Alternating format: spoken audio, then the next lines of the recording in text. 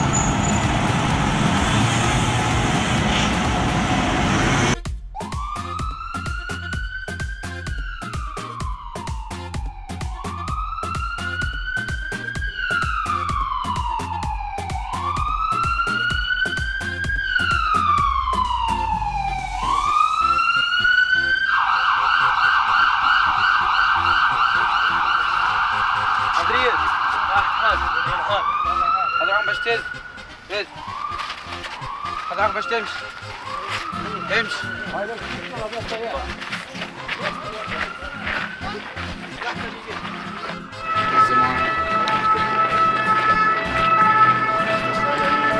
طبعا بالتعاون مع الثانويه والجمعيه المدنيه.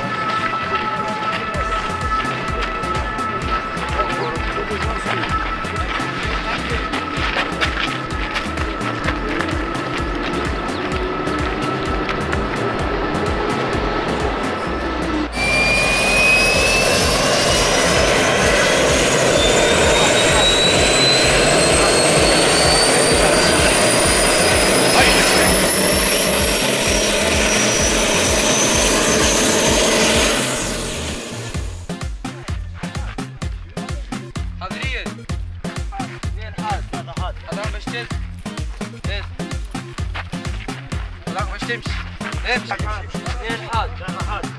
حضرتك باش تهز هز حضرتك باش تمشي امشي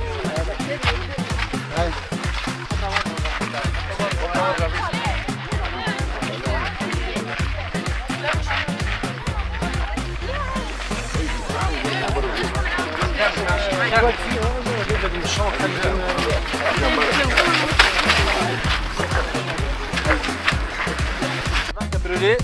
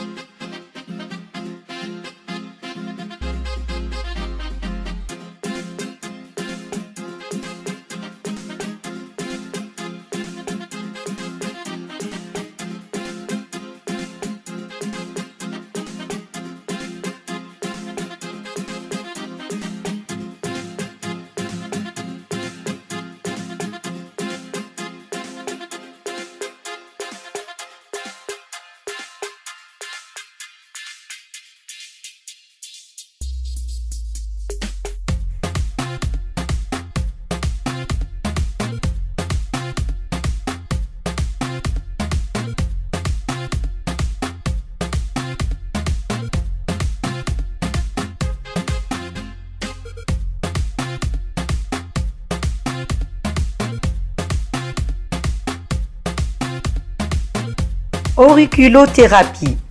L'auriculothérapie est fondée sur la simulation des points réflexeux concentrés sur l'oreille. La réflexologie auriculaire proposait de protocoles spécifiques basés sur la cartographie, reconnue et validée par l'OMS en 1987. Environ 200 points dans chaque oreille et chaque point correspond à un organe, un tissu du corps. La réflexion-thérapie, c'est une conduction qui va aller jusqu'au cerveau. NADA, l'Association nationale acupuncture de toxification ou Acudutox en anglais, reconnue par l'OMS en 1990.